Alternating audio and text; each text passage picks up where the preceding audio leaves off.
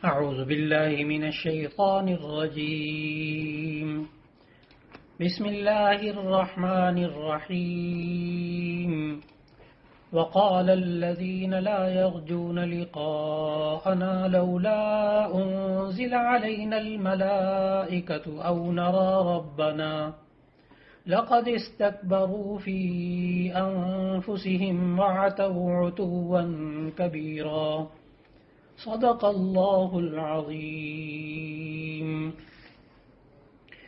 قرآن حکیم کے مضامین کے سلسلے میں آج ہم پارہ نمبر 19 کا مطالعہ کر رہے ہیں۔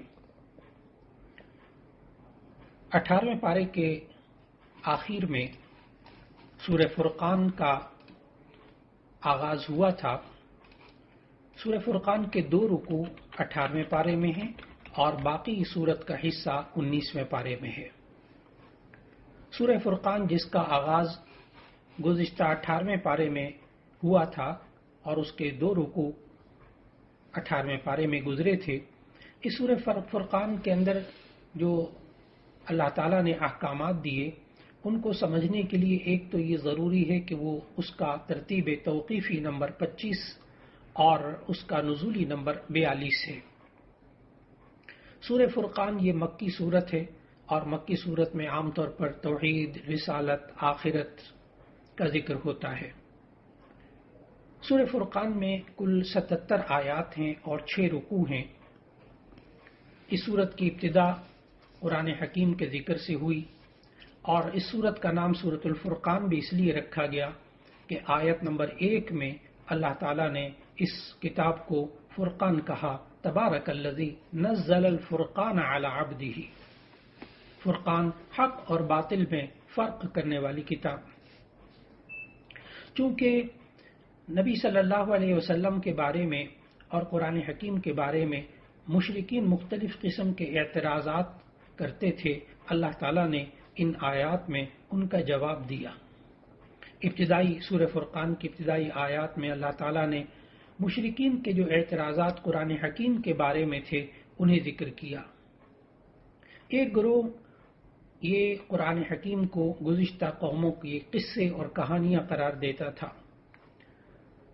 دوسرا گروہ قرآن حکیم کو نبی صلی اللہ علیہ وسلم کی تخلیق کہتا تھا کہ جس میں اہل کتاب نے نبی صلی اللہ علیہ وسلم کے ساتھ تعاون کیا، لہذا آپ یہ کتاب بنا کر لے آئے۔ تیسرے گروہ کے خیال میں یہ واضح جادو تھا۔ ان خیالات کا ذکر اللہ تعالیٰ نے قرآن مجید کی ان آیات میں فرمایا۔ پھر اسی طرح قرآن حکیم کے بعد خود صاحب قرآن یعنی نبی کریم صلی اللہ علیہ وسلم کے بارے میں بھی یہ مختلف باتیں کرتے تھے۔ بنیادی طور پر 2 باتوں کا ذکر اللہ تعالیٰ نے فرمایا۔ ایک تو یہ کہ ان کا خیال تھا کہ رسول بشر یعنی انسان نہیں ہوتا بلکہ فرشتہ ہوتا ہے، اور دوسری بات یہ کہتے تھے کہ اگر بالفرض انسانوں میں کسی کو نبوت و رسالت ملے بھی تو دنیاوی اعتبار سے خوشحال لوگوں کو اور مالدار لوگوں کو اور سرداروں کو نبوت ملنی چاہیے، کسی غریب اور یتیم کو ہرگز نبوت نہیں ملنی چاہیے۔ اللہ تعالیٰ نے سورہ فرقان کے اندر ان خیالات کی تردید فرمائی۔ چنانچہ 19ویں پارے کا آغاز بھی مشرکین کے انہی اعتراضات سے ہوتا ہے۔ سورہ فرقان کی آیت نمبر 21 میں اور بالکل 19ویں پارے کے ابتدائی آیات میں عجیب و غریب قسم کے انہوں نے اعتراضات شروع کر دیے۔ ایک تو پہلی آیت 19ویں پارے کی پہلی آیت میں وہ کہنے لگے کہ یہ ہم پر فرشتے کیوں نہیں نازل کیے جاتے۔ پھر انہوں نے کہا او نرا ربنا، ہم اپنے پروردگار کو کیوں نہیں دیکھ لیتے۔ اللہ تعالیٰ نے اس کے جواب میں ان آیات میں فرمایا کہ تھوڑا سا انتظار کر لو، فرشتوں کو یہ مشرکین اس وقت دیکھ پائیں گے جب ان کی روحیں قبض کرنے کے لیے وہ فرشتے آئیں گے، لیکن جب یہ فرشتوں کو اس وقت دیکھیں گے تو ان کے لیے کوئی خوشخبری نہیں ہوگی، اس وقت گزر چکا ہوگا۔ اور نبی صلی اللہ علیہ وسلم نے بھی ہمیں سمجھایا، اللہ تعالیٰ نے قرآن مجید میں بھی سمجھایا کہ دیکھو تم اللہ کو اپنی ان آنکھوں سے دنیا کے اندر کبھی نہیں دیکھ سکتے، اس کے دیکھنے کی تم تاب بھی نہیں لا سکتے۔ ہاں تم آج اللہ کے احکام کو مانو، اللہ تعالیٰ آخرت میں جنت کی نعمتوں میں سے اہم ترین نعمت دیدار خداوندی عطا فرمائے گا۔ پھر اللہ تعالیٰ نے اس کے بعد کی آیات میں سمجھایا کہ اعمال کی قبولیت کے لیے بنیادی شرط یہ ہے کہ انسان اللہ پر ایمان رکھتا ہو. لیکن اگر کوئی انسان اللہ پر ایمان نہیں رکھتا لیکن اچھے کام بظاہر اچھے کام کرتا ہے تو ایسی صورت میں وہ اعمال ضائع ہو جائیں گے اور وہ کسی کام نہیں آئیں گے. پھر اس کے بعد اللہ تعالیٰ نے رسول اللہ صلی اللہ علیہ وسلم کی یہ بات نقل فرمائی کہ نبی صلی اللہ علیہ وسلم اللہ کے رسول اللہ سے شکایت کریں گے یہ میرے رب میری قوم نے قرآن کو چھوڑ دیا تھا.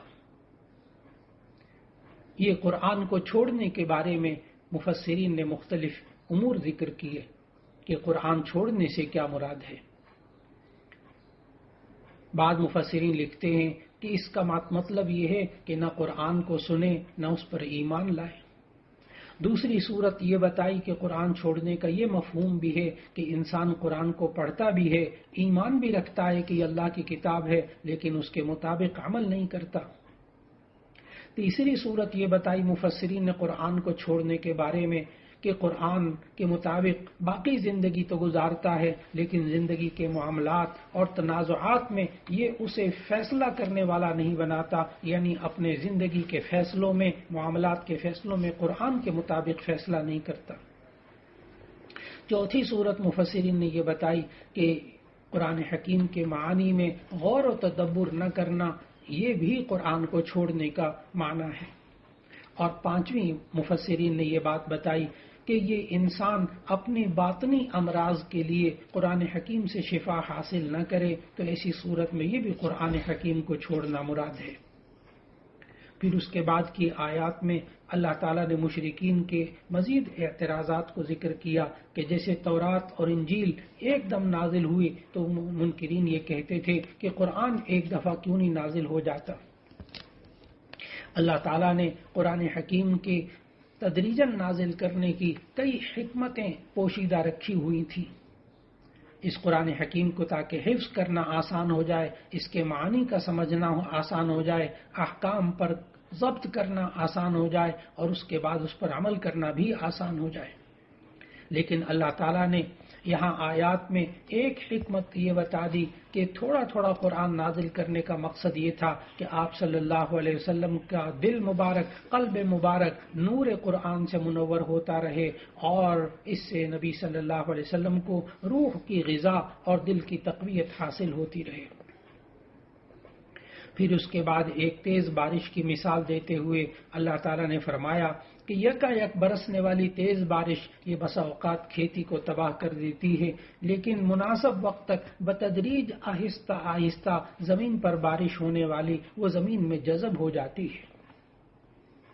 ان اعتراضات کے بعد رسول اللہ صلی اللہ علیہ وسلم کو تسلی دینے کے لیے قوم کے حالات، قوم نے جس طرح نبی صلی اللہ علیہ وسلم کو ستایا تو اللہ تعالیٰ نے نبی صلی اللہ علیہ وسلم کو تسلی دینے کے لیے حضرت موسیٰ، حضرت ہارون، حضرت نوح، حضرت ہود، حضرت صالح علیہ السلام کی قوموں کا ذکر کیا.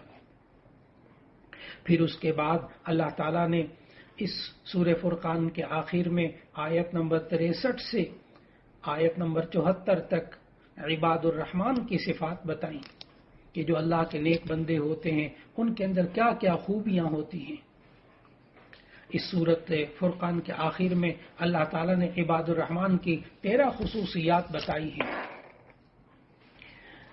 اور ان 13 خصوصیات کا تذکرہ کرتے ہوئے اللہ تعالیٰ نے ارشاد فرمایا کہ سب سے اہم نمبر 1 تواضع ہوتی ہے. جو رحمان کے بندے ہوتے ہیں ان کے اندر عاجزی ہوتی ہے. نمبر 2 جاہل لوگوں سے اعراض کرنا چاہیے جب وہ انسان سے الجھنے لگے. نمبر 3 راتوں کو نماز اور عبادت میں وقت گزارنا چاہیے. یہ عباد الرحمن ہوتے ہیں، رحمان کے بندے ہوتے ہیں.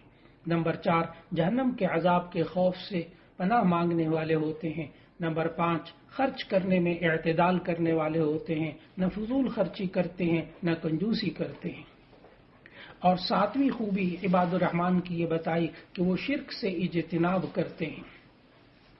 8ویں خوبی یہ بتائی کہ ناحق قتل کرتے ہیں. اور 9ویں خوبی یہ بتائی کہ وہ زنا اور بدکاری سے اپنے آپ کو بچا کر رکھتے ہیں. 10ویں خوبی یہ بتائی کہ کہ وہ جھوٹی گواہی سے بچنے کی کوشش کرتے ہیں، اور 11ویں خوبی بتائی کہ بیکار کاموں سے اپنے آپ کو بچا کے رکھتے ہیں اور اللہ کی کتاب کو سن کر اس سے فائدہ اٹھاتے ہیں، اور 13ویں خوبی یہ بتائی کہ اللہ تعالیٰ سے نیک بچوں کی دعا کرتے ہیں، ربنا ہب لنا من ازواجنا وذریاتنا قرۃ اعین، اے اللہ ہمیں اپنے گھر والوں سے، اپنی اولاد سے آنکھوں کی ٹھنڈک عطا فرما۔ اور پھر اس کے ساتھ ساتھ اللہ تعالیٰ نے اس عباد الرحمن کی خصوصیات بیان کرنے کے ساتھ ساتھ یہ بھی سمجھایا کہ تمہیں اپنے رب سے دعائیں مانگنی چاہیے، اگر دعائیں نہیں مانگو گے تو ایسی صورت میں یہ انسان کس طرح زندگی میں یہ گزار سکتا ہے کہ اللہ تعالیٰ کو اس کی کوئی پرواہ نہیں کہ یہ انسان کیا کرتا ہے، کیونکہ یہ انسان محتاج ہے اللہ سے مانگنے کا۔ اس کے بعد سورہ فرقان کے اختتام کے بعد سورہ شعراء کا آغاز ہو رہا ہے۔ سورہ شعراء یہ 19ویں پارے میں ترتیب توقیفی کے اعتبار سے، یعنی قرآن مجید کی ترتیب کے اعتبار سے سورت نمبر 26 ہے، اور ترتیب نزولی کے اعتبار سے یہ سورت نمبر 47 ہے۔ سورہ شعراء یہ مکی سورت ہے، اس میں کل 227 آیات ہیں اور 11 رکوع ہیں۔ اس سورت کو شعراء اس لیے کہا گیا کہ شعراء شاعر کی جمع ہے، اور اس سورہ شعراء کی آیت 224 میں اللہ تعالیٰ نے شعراء کی حقیقت بتائی کہ وَالشُّعَرَاءُ يَتَّبِعُهُمُ الْغَاوُونَ، کہ یہ شاعر لوگ جو ہوتے ہیں یہ گمراہ لوگ ان کی پیروی کرتے ہیں۔ جب یہ آیت نازل ہوئی تو نبی کریم صلی اللہ علیہ وسلم کے جو قریبی شاعر تھے بہت بڑے بڑے، وہ تینوں گھبرا کر آئے، حضرت حسان ابن ثابت رضی اللہ تعالی عنہ، حضرت عبداللہ ابن رواحہ رضی اللہ تعالی عنہ، حضرت کعب ابن مالک رضی اللہ تعالی عنہ کہ یا رسول اللہ صلی اللہ علیہ وسلم ہم بھی تو شاعر ہیں۔ اس پر نبی صلی اللہ علیہ وسلم نے بہت واضح طور پر ان کو سمجھایا کہ یہاں ان شعراء کی برائی بیان کی گئی ہے جن کے اشعار بے حیائی اور شرک پر مبنی ہوتے ہیں، غلط باتوں پر مبنی ہوتے ہیں، لیکن تم لوگ تو پاکیزہ شاعر ہو، یہ آیت تمہارے بارے میں نہیں ہے۔ چنانچہ سورۃ الشعراء کے اندر اللہ تعالیٰ نے قرآن حکیم کے بارے میں بھی سمجھایا کہ اللہ تعالیٰ نے انسان کو یہ احساس ذمہ داری کہ نبی صلی اللہ علیہ وسلم پر اللہ تعالیٰ نے جو قرآن حکیم نازل کیا، نبی صلی اللہ علیہ وسلم جو ہدایات دیتے ہیں، پھر نبی صلی اللہ علیہ وسلم کی بات کو لوگ نہیں مانتے تھے تو نبی صلی اللہ علیہ وسلم کو تکلیف ہوتی تھی۔ اس پر بھی اللہ تعالیٰ نے فرمایا کہ آپ کے دل میں انسانیت کی ہدایت کا درد ہے، گویا کہ ایسا لگتا ہے جیسے آپ کی جان ہی لے لے گا۔ دوسرا مخالفین کا رویہ یہ تھا کہ جب جس کے سامنے نصیحت اور ہدایت کی بات آتی وہ اس سے منہ پھیرنا ضروری سمجھتے۔ اس کے بعد اللہ تعالیٰ نے اس سورۃ الشعراء کے اندر مختلف انبیاء کے قصے بیان کیے۔ حضرت موسیٰ علیہ السلام کا قصہ بیان کیا۔ سورہ شعراء کی آیت نمبر 10 سے لے کر آیت نمبر 68 تک اللہ تعالیٰ نے موسیٰ علیہ السلام کا قصہ ذکر کیا بڑی تفصیل کے ساتھ، کہ اللہ تعالیٰ نے موسیٰ علیہ السلام کو نبوت عطا فرما کر فرعون کے پاس جانے کا حکم دیا۔ اس موقع پر فرعون اور حضرت موسیٰ علیہ السلام کی جو گفتگو ہوئی اللہ تعالیٰ نے اس کا ذکر کیا کہ فرعون نے سب سے پہلے اپنے احسانات ذکر کیے موسیٰ علیہ السلام پر کہ میں نے تمہاری تربیت کی تھی۔ حضرت موسیٰ علیہ السلام نے جواب دیا تمہیں احسان جتلانے کا حق نہیں پہنچتا جبکہ تم نے میری قوم کو غلام بنا رکھا تھا اور میری قوم پر اتنے ظلم کیے تھے۔ پھر فرعون نے موسیٰ علیہ السلام کو اس قتل کا واقعہ یاد دلایا جو اتفاقاً موسیٰ علیہ السلام کے ہاتھوں ہو گیا تھا۔ تب موسیٰ علیہ السلام نے کہا کہ میں نے وہ جان بوجھ کر نہیں کیا تھا بلکہ وہ مجھ سے غلطی اور خطا مجھ سے ہو گئی تھی۔ پھر فرعون نے تکبر اور استہزاء مذاق اڑاتے ہوئے سوال کیا کہ یہ رب العالمین کیا چیز ہوتی ہے؟ حضرت موسیٰ علیہ السلام نے ان آیات میں جواب دیا کہ رب العالمین وہ ہے جس نے آسمان و زمین کو پیدا کیا ہے، اسی کا حکم یہاں چلتا ہے، اسی نے پیدا کیا ہے اور تمہارے آبا و اجداد کو بھی اسی نے پیدا کیا تھا۔ وہی اللہ ہے جو مشرق سے سورج کو طلوع کرتا ہے اور مغرب میں سورج کو غروب کرتا ہے۔ یہی باتیں فرعون سے چل رہی تھیں کہ فرعون نے موسیٰ علیہ السلام سے معجزات طلب کرنے کی کوشش کی تو اللہ کے حکم سے موسیٰ علیہ السلام نے 2 معجزے دکھائے. ایک تو ید بیضا کا معجزہ کہ ہاتھ کو کپڑے سے باہر نکالا تو وہ سورج کی طرح چمکنے لگا اور اس کی چمک سے فرعون اور اس کے درباریوں کی جو آنکھیں تھیں وہ بھی اس کی روشنی سے متاثر ہونے لگیں. دوسرا معجزہ یہ دکھایا کہ حضرت موسیٰ علیہ السلام نے وہ لاٹھی زمین پر ڈال دی جو کہ اژدہا بن گئی، بڑا سانپ بن گئی. اس معجزے کو اس نے جادو پر معمول کیا. موسیٰ علیہ السلام کو نیچا دکھانے کے لیے مصر سے فرعون نے مصر کے بڑے بڑے جادوگروں کو جمع کیا اور مصریوں کے سالانہ جشن اور عید کے دن ایک بڑے میدان میں لوگوں کو جمع کر کے مقابلے کا آغاز ہوا. اللہ تعالیٰ نے ان آیات میں بتایا کہ ساحروں کی ڈالی ہوئی وہ رسیاں اور لاٹھیاں وہ دوڑتے ہوئے سانپ محسوس ہونے لگے. حضرت موسیٰ علیہ السلام نے بھی اللہ کے حکم سے اپنی لاٹھی زمین پر ڈال دی، وہ بھی سانپ بن گئی اور سارے سانپوں کو کھا گئی. جادوگر سمجھ گئے حقیقت کو کہ یہ جادوگر نہیں ہے، اس لیے کہ کسی میدان کا ماہر اگر کوئی ہو اور اس کے سامنے کوئی بندہ وہ کام کرے وہ سمجھ جاتے ہیں کہ یہ ہمارے میدان کا بندہ ہے یا نہیں ہے. جادوگر بھی سمجھ گئے کہ یہ ہمارے میدان کا بندہ موسیٰ نہیں ہے. فوراً رب العالمین کے سامنے سجدے میں گر کر انہوں نے ایمان قبول کر لیا. ان آیات میں اللہ تعالیٰ نے بتایا فرعون نے بڑی دھمکیاں دی، میں تمہیں ان کھجور کے شاخوں کے اندر، کھجور کے تنوں کے اندر لٹکا کر تمہیں پھانسی دے دوں گا، تمہیں پھر پتہ چلے گا کون زیادہ عذاب دینے والا ہے.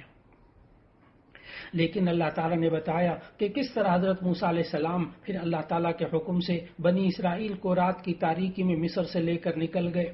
صبح ہوئی تو فرعون کا لاکھوں کا لشکر ان کے پیچھے آ گیا. بالآخر دریا کے کنارے پہنچا تو وہاں بنی اسرائیل تک پہنچا.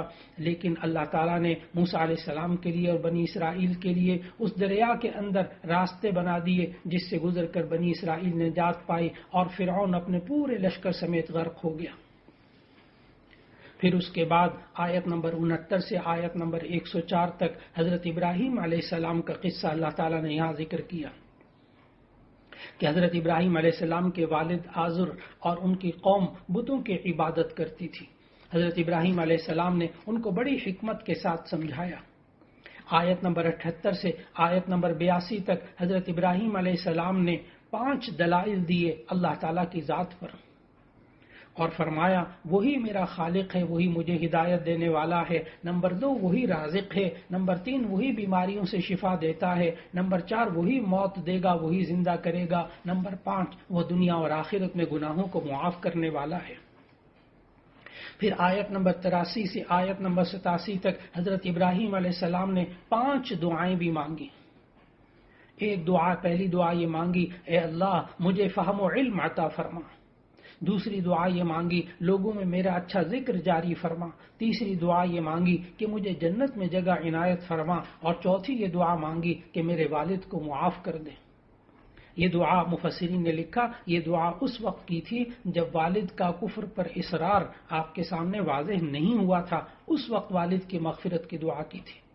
اور 5ویں دعا یہ کی کہ اے اللہ مجھے آخرت میں رسوا نہ فرمانا. یہ حضرت ابراہیم علیہ السلام نے 5 دعائیں اللہ تعالیٰ کے سامنے کی. پھر اس کے بعد آیت نمبر 105 سے آیت نمبر 122 تک حضرت نوح علیہ السلام کا قصہ ذکر ہوا. یہ تیسرا قصہ ہے جو سورہ شعراء میں آ رہا ہے.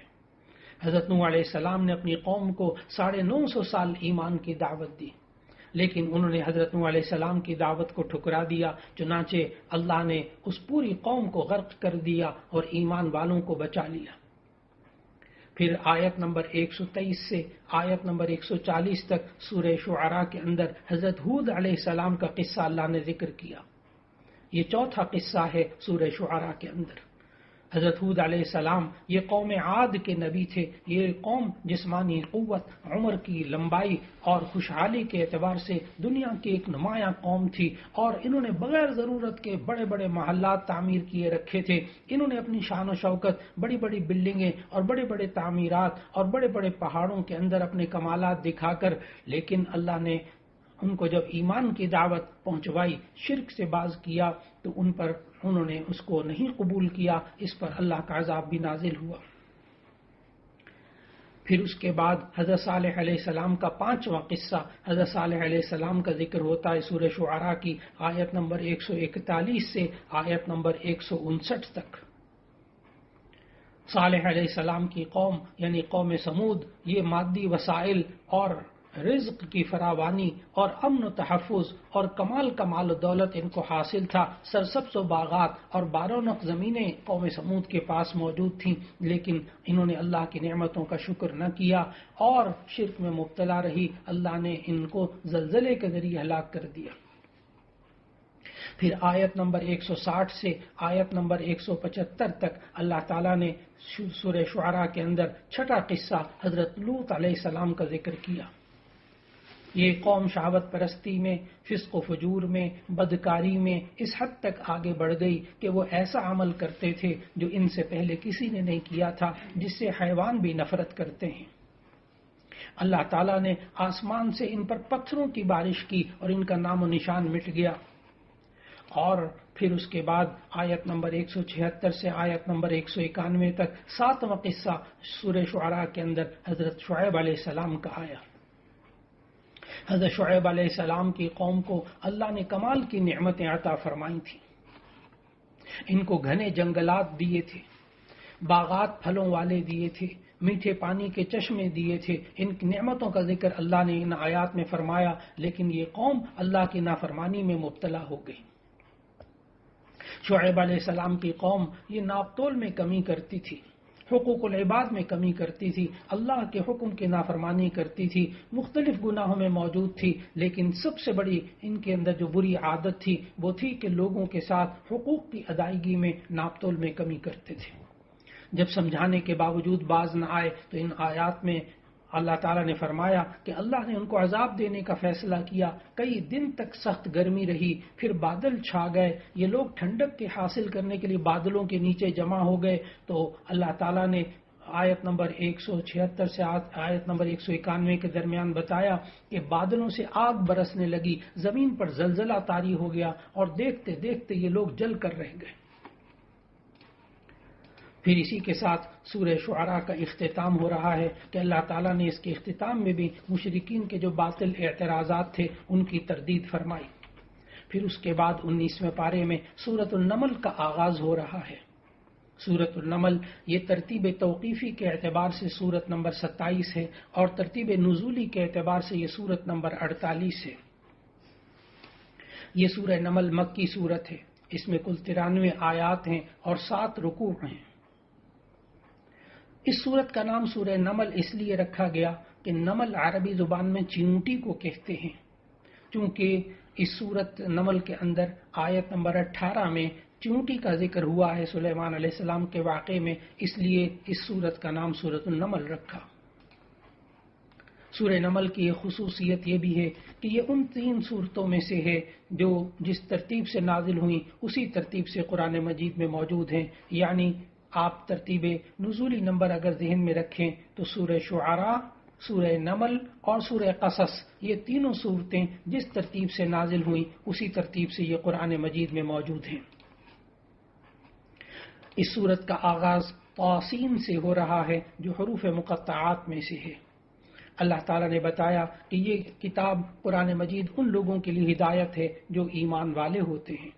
اس کے بعد اس صورت میں بھی قصوں کا ذکر کیا، حضرت موسیٰ، حضرت صالح، حضرت لوط علیہ السلام کے قصوں کا مختصراً ذکر کیا، لیکن تفصیل سے ذکر حضرت داؤد علیہ السلام اور ان کے بیٹے حضرت سلیمان علیہ السلام کے قصوں کو تفصیل سے اللہ تعالیٰ نے بیان کیا۔ حضرت سلیمان علیہ السلام کے لیے اللہ تعالیٰ نے انسانوں، جنوں اور پرندوں کو مسخر کیا ہوا تھا۔ وہ سلیمان علیہ السلام پرندوں کی زبان بھی جانتے تھے۔ اللہ نے ان کے حالات ذکر فرمائے۔ ایک تو چیونٹی والی وادی کا ذکر کیا آیت نمبر 18 سے آیت نمبر 19۔ آیت نمبر 18 اور آیت نمبر 19 میں اللہ تعالیٰ نے چیونٹیوں والی وادی کا ذکر کیا کہ ایک دن حضرت سلیمان علیہ السلام کا گزر اپنے لشکر کے ساتھ چیونٹیوں کی وادی کے پاس سے ہوا تو انہوں نے سنا کہ ایک چیونٹی کہہ رہی تھی، ایک چیونٹی دوسری چیونٹیوں سے کہہ رہی تھی کہ جلدی سے اپنی بلوں میں داخل ہو جاؤ، کہیں حضرت سلیمان علیہ السلام اور ان کا لشکر بے خبری میں تمہیں روند نہ ڈالے۔ حضرت سلیمان علیہ السلام نے اس چیونٹی کے کلام کو سن لیا، چیونٹی کی اس بات پر مسکرائے اور اللہ کا شکر ادا کیا کہ اللہ تو نے مجھے بہت سی نعمتیں عطا کی ہیں، جن میں سے ایک نعمت پرندوں اور جانوروں کی بولی بھی سمجھنا ہے۔ پھر آیت نمبر 20 میں ہدہد کا ذکر ہوا کہ حضرت سلیمان علیہ السلام کے دربار میں مستقل حاضر رہنے والے پرندوں میں سے ایک پرندہ ہدہد بھی تھا۔ اس نے ایک دن حضرت سلیمان علیہ السلام کو ملکہ سبا اور اس کی قوم کے بارے میں اطلاع دی کہ وہ سورج کی عبادت کرتے ہیں۔ آیت نمبر 22 سے آیت نمبر 44 تک اس ملک سبا کے ملکہ سبا کا تذکرہ ہے جس کا نام بلقیس ہے۔ اللہ تعالیٰ نے ہمیں بتایا کہ حضرت سلیمان علیہ السلام نے خط بھیج کر ملکہ سبا کو اپنے دربار میں حاضر ہونے کے لیے کہا۔ ملکہ سبا کو اپنے مادی اسباب پر بڑا ناز تھا، لیکن جب اس نے حضرت سلیمان علیہ السلام کے محلات اور ان کا جدید ترین ساز و سامان دیکھا تو اسے اپنی قوت بڑی کمزور محسوس ہوئی، چنانچہ ملکہ سبا نے اسلام قبول کر لیا۔ حضرت سلیمان علیہ السلام کے واقعے کے بعد اختصار کے ساتھ حضرت صالح اور حضرت لوط علیہ السلام کا بھی قصہ اللہ تعالیٰ نے بیان فرمایا۔